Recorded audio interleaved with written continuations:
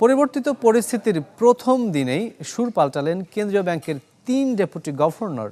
দুর্নীতি, অনিয়ম আর আইন না মানার প্রশ্নে সাংবাদিকদের তারা জানিয়েছেন যে চাকরির ভয়ে তারা মুখ খুলতে পারেননি এতদিন। তাই নতুন বাস্তবতায় মাঠে নামবেন নতুন উদ্যমে। এদিন কেন্দ্রীয় ব্যাংকে সাংবাদিক প্রবেশের নিষেধাজ্ঞাও তুলে নেওয়া হয়।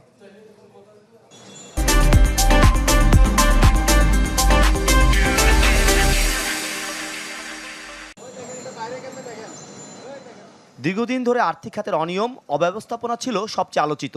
বিভিন্ন উপায়ে পাচার হয় মোটা অঙ্কের টাকা। রাজনৈতিক ক্ষমতা আর প্রভাব বিস্তার করে সুবিধা নেয় বিশেষ গোষ্ঠীগুলো। ফলে ব্যাংক খাতের খেলাপি ঋণ ছাড়ায় 1,85,000 কোটি টাকা।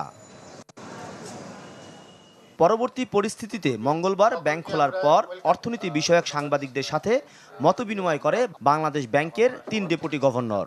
এই সময় বিভিন্ন ইস্যুতে প্রশ্ন করেন ইআরএফ নেতারা। আর্থিক খাতের লাইফলাইন যদি ফিরিয়ে আনতে চান, আগে আমাদের ঘর থেকে শুদ্ধ হতে হবে। ধরেন কালকে হয়তো এস আলম ছিল, আজকে আর এক আলম তৈরি হবে, তো সেটা স্যার আমরা কেউই কিন্তু চাই না। এ সময় অনিয়ম, দুর্নীতি, দায়মুক্তি কিংবা ব্যাংক প্রবিধান না মানার বিষয়ে প্রশ্ন করা হলে কেন্দ্রীয় ব্যাংকের ডেপুটি গভর্নররা বলেন, চাকরির নিরাপত্তার কথা মাথায় রেখে চুপ থাকতে হয়েছে কঠিন সময়েও। তবে আশ্বস্ত করেন নতুন বাস্তবতায় এসবের বিরুদ্ধে কার্যকর ব্যবস্থা নেয়ার। আমরা যারা কন্ট্রাকচুয়াল সার্ভিস করি, আমাদের যে কি লিমিটেশনস, 3 মাসের বেতন দিয়ে বিদায় করে দেওয়ার সুযোগ আছে। যে চাইলে যখন অথরিটি বিদায় করে দিতে পারে, সেই অবস্থা আপনি কিন্তু ওই জলে নেমে কুমিরের সাথে ফাইট করা যায় না। সুতরাং আমাদের বিষয়টা আপনাদেরকে আমলে নিতে হবে। চাইলেও বলা যায় না, সেগুলো আপনারা নিশ্চয়ই স্বীকার করবেন।